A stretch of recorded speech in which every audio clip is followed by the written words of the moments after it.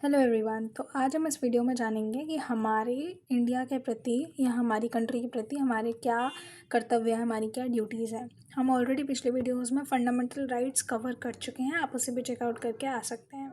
तो चलिए, हमारे पास यहाँ पे 11 फंडामेंटल ड्यूटीज़ होती हैं और उनको वन बाय वन चेकआउट करते हैं। सबसे पहला है कॉन्स्टिट्यूशन की रिस्पेक्ट करना।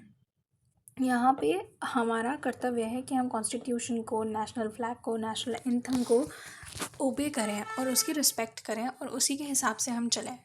Second, cherish the ideals of freedom struggle. जितने भी ऐसे लोग हैं जो हमारी आज़ादी के टाइम पे हमारे लिए लड़े हैं, अपनी जान गंवाई है उन्होंने, हमें उनकी रिस्पेक्ट करना एक बहुत इम्पॉर्टेंट एस्पेक्ट बन जाता है। ये सिर्फ एक ड्यूटी के प्रति ही नहीं, ये एक मॉरल एम्पैथी के प्रति भी आपके हिसाब से होना चाहिए ये पार्ट। साथ ही साथ अगर हम थर्ड पॉइंट देखें तो that is uphold the sovereignty and unity of India. आपको इंडिया के अंदर यूनिटी को मेंटेन करना है, इंडिया की यूनिटी को प्रोटेक्ट करना है, उसकी इंटेग्रिटी को प्रोटेक्ट करना है और साथ ही साथ इंडिया की सिक्योरिटी को भी बनाए रखना है। फोर्थ आता है डिफेंड दी कंट्री। अगर कभी भी ऐसा कोई भी सिचुएशन आती है जहाँ पे आपको अपनी कंट्री को डिफेंड करना पड़े, कंट्री को सेव करना पड़े, तो यू शुड बी देयर वहाँ पे उसको प्रोटेक्ट करने के लिए।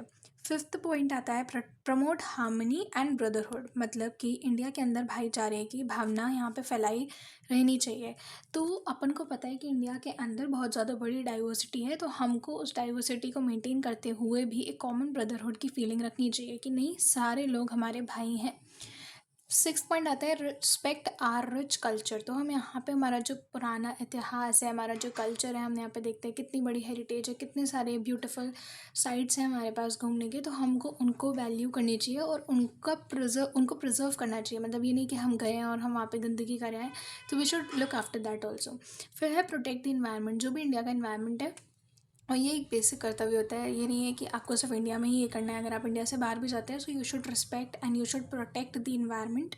ठीक है, because in the end it is going to help you out only. ठीक है, तो यहाँ पे 8 पॉइंट आता है develop scientific temper, develop the scientific outlook, humanism and spirit of inquiry and reforms. मतलब कभी भी आपको ऐसा लगता है कुछ भी इंक्वायरी का रिफॉर्म होना चाहिए, स्पिरिट्स होनी चाहिए आपके अंदर इंक्वायरी और रिफॉर्म की। ठीक है, कभी भी कोई बदलाव होता है so you should be there into that. ठीक है, उसके बाद पब्लिक प्रॉपर्टीज़ को सेफ गार्ड करना आपका कर्तव्य होता है कि आप पब्लिक प्रॉपर्टीज़ को सेव रखें। साथ ही साथ यहाँ पे आपको यहाँ पे strive towards excellence in all the spheres of individual and collective activities. जितनी भी कलेक्टिव एक्टिविटीज़ हैं, कोई भी ऐसी एक्टिविटीज़ हो जो एक इंडिविजुअल करता है और अपार्ट अगर हम देखें कुछ भी ऐसी एक्टिविटी है जो सब मिलकर करते हैं, आपको उसमें एक्सीलेंस लेके आनी चाहिए।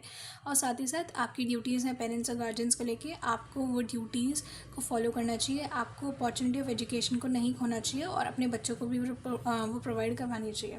तो जो फंडामेंटल ड्यूटीज़ हैं वो हर एक सिटीजन्स को उनकी रिस्पॉन्सिबिलिटीज़ का एहसास दिलवाते हैं, है ना। और इट्स वेरी इंपॉर्टेंट कि आप इसे एक ज़बरदस्ती इम्पोज करी हुई ड्यूटीज़ ना समझ के अपनी खुशी से इन सब के लिए कंट्रीब्यूट करें, because India is your home.